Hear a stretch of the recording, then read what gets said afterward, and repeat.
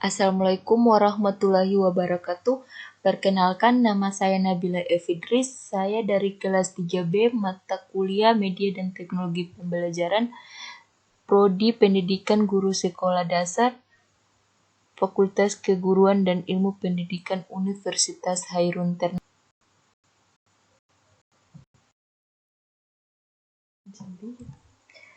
Di sini saya akan menjelaskan tentang konsep dasar media.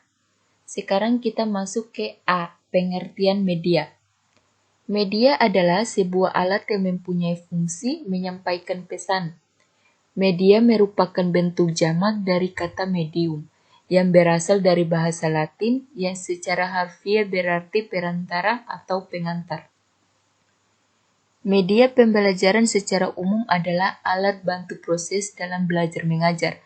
Media pembelajaran dapat dipergunakan untuk merangsang pikiran, perasaan, perhatian, dan untuk kemampuan atau keterampilan belajar, sehingga dapat mendorong terjadinya proses belajar yang lebih efektif.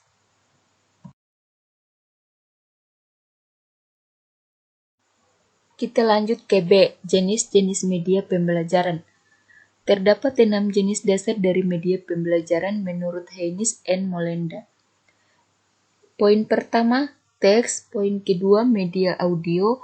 Poin ketiga, media visual. Poin keempat, media proyeksi gerak. Poin kelima, benda-benda tiruan atau miniatur. Poin keenam, manusia.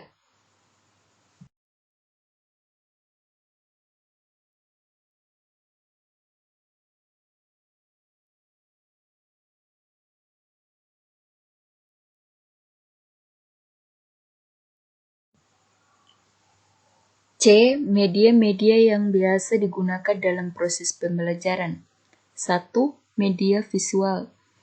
Media visual berfungsi untuk menyalurkan pesan dari sumber ke penerima pesan.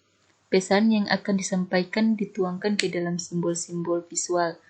Beberapa media yang termasuk media visual adalah A. Gambar atau foto. B. Sketsa.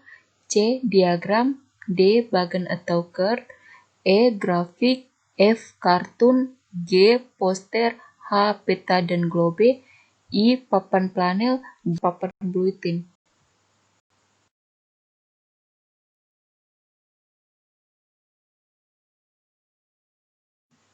Sekarang kita lanjut ke poin kedua, media audio. Media audio adalah jenis media yang berhubungan dengan indera pendengaran. Pesan yang akan disampaikan dituangkan ke dalam lambang-lambang auditif. Beberapa jenis media yang dapat digolongkan ke dalam media audio adalah sebagai berikut. A. Radio. B. Alat perekam magnetik. Kita lanjut ke 3. Media proyeksi diam. Beberapa media yang termaksud ke dalam media proyeksi diam diantaranya yaitu A. Film bingkai. B. Film rangkai. C. OHT. D. Opaque projector. E. Microfiche.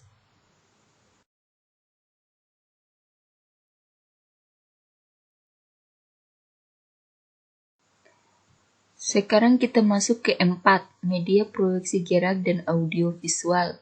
Beberapa jenis media yang masuk ke dalam kelompok ini yaitu A. Film gerak. B. Film gelang. C. Program TV. D. Video. Kita masuk ke poin kelima, multimedia. Multimedia menjelaskan bahwa sembarangan kombinasi yang terdiri atas teks, seni grafik, bunyi, animasi, dan video yang diterima oleh pengguna melalui komputer, sejalan dengan hal di atas. Haynes et al. 2005. Multimedia merupakan penggabungan atau pengintegrasian dua atau lebih format media yang berpadu seperti teks, grafik, animasi, dan video untuk membantu aturan informasi ke dalam sistem komputer. Namun kelemahan dari media ini adalah harus didukung oleh peralatan memadai seperti LCD proyektor dan adanya aliran listrik. Kita lanjut ke 6, benda. Benda-benda yang di sekitar dapat digunakan pula sebagai media pembelajaran. baik benda asli maupun benda tiruan atau miniatur.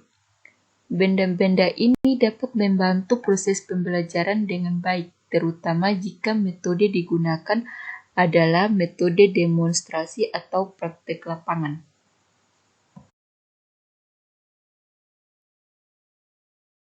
Sekarang kita masuk ke poin D, yaitu manfaat media pembelajaran. Menurut Arif DKK 2009.17, media pembelajaran mempunyai manfaat sebagai berikut. 1. Memperjelas penyajian suatu pesan agar tidak terlalu bersifat verbalistis. 2. Mengatasi keterbatasan ruang, waktu dan daya indera seperti 3. Dengan menggunakan media pembelajaran secara tepat dan bervariasi dapat mengatasi sikap pasif siswa. Dalam hal ini media pembelajaran berguna. 4. Dengan sifat yang unik pada siswa juga dengan lingkungan dan pengalaman yang berbeda-beda, sedangkan kurikulum dan materi pembelajaran yang sama untuk setiap siswa, masalah ini dapat diatasi dengan media pembelajaran dalam kemampuannya.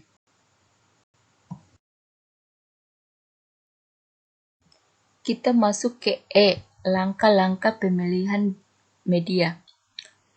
Poin pertama, penerangan atau pembelajaran. Poin kedua, tentukan transmisi pesan. Poin ketiga, tentukan karakteristik pelajaran. Poin keempat, klasifikasi media.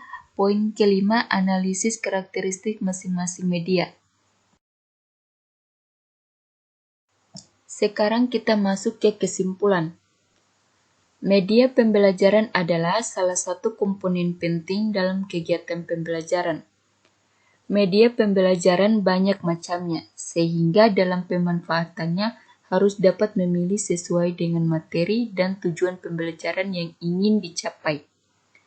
Langkah-langkah yang perlu dipertimbangkan dalam pemilihan media pembelajaran yaitu kegiatan penerangan atau pembelajaran, menentukan transmisi pesan, menentukan karakteristik pelajaran, klasifikasi media, dan analis karakteristik masing-masing media. Pada prinsipnya, materi lebih mudah dipahami oleh peserta didik jika dalam proses pembelajaran peserta didik tidak hanya dapat melihat dan mendengarkan, namun juga melakukan.